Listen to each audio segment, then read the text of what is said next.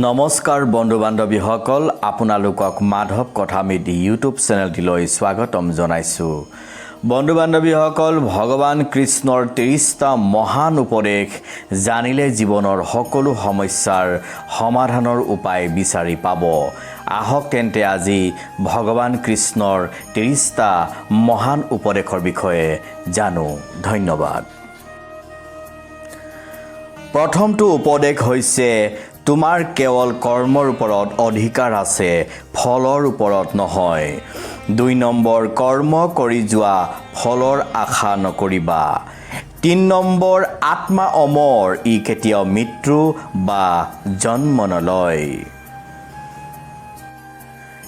4 number, যি হৈছে ভালৰ বাবেই হৈছে। 5 নম্বৰ, যি হ'ব ভালৰ বাবেই হ'ব।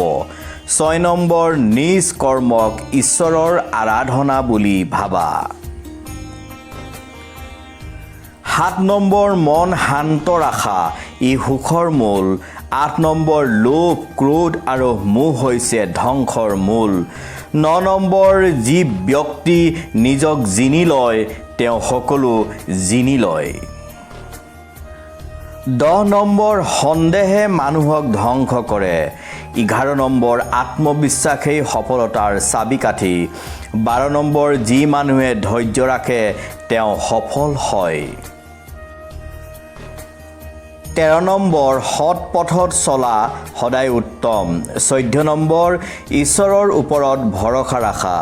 15 নম্বৰ, যি হৈছে তাক গ্ৰহণ কৰিবলৈ শিকা। 16 নম্বৰ, জ্ঞানেই অন্ধকাৰ দূৰ কৰে। 17 নম্বৰ, কামনা মানুহৰ বন্ধন। 18 নম্বৰ, সংযমে জীৱনক উন্নত কৰে। 19 নম্বৰ, সুখ আৰু দুখ দুয়ো সমানে গ্ৰহণ কৰা। 20 নম্বৰ, নিজৰ কৰ্মই নিজৰ ভৱিষ্যত নিৰ্মাণ কৰে। 21 নম্বৰ, যি মানুহে ইচ্ছা আৰু আসক্তি ত্যাগ কৰে তেওঁ শান্তি লাভ কৰে। 22 নম্বৰ, নিজৰ মনক নিয়ন্ত্ৰণ কৰাটো আটাইতকৈ ডাঙৰ জয়। 23 নম্বৰ, কৰ্মৰ পৰা পলায়ন নহয়, সঠিক কৰ্ম বাছনি কৰাই বুদ্ধিমত্তা।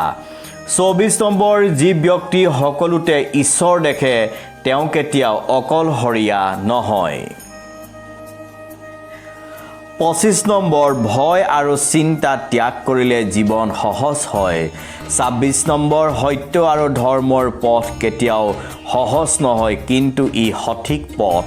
27 নম্বৰ, নিজৰ ধৰ্ম পালন কৰাটো আনৰ ধৰ্ম পালন কৰাতকৈ উত্তম। 28 নম্বৰ, যি মানুহে সমতা বজাই ৰাখে তেওঁৱেই যোগী। 29 নম্বৰ, ক্ৰোধে বুদ্ধি নষ্ট কৰে আৰু জীৱন ধ্বংস কৰে। 30 নম্বৰ, ঈশ্বৰৰ শৰণ ল'লে সকলো দুখ দূৰ হয়। বন্ধু বান্ধৱীসকল, ভগৱান কৃষ্ণৰ এই 30টা মহান বাণী আপোনালোকৰ কেনে লাগিলে কমেণ্ট কৰি জনাব। ধন্যবাদ।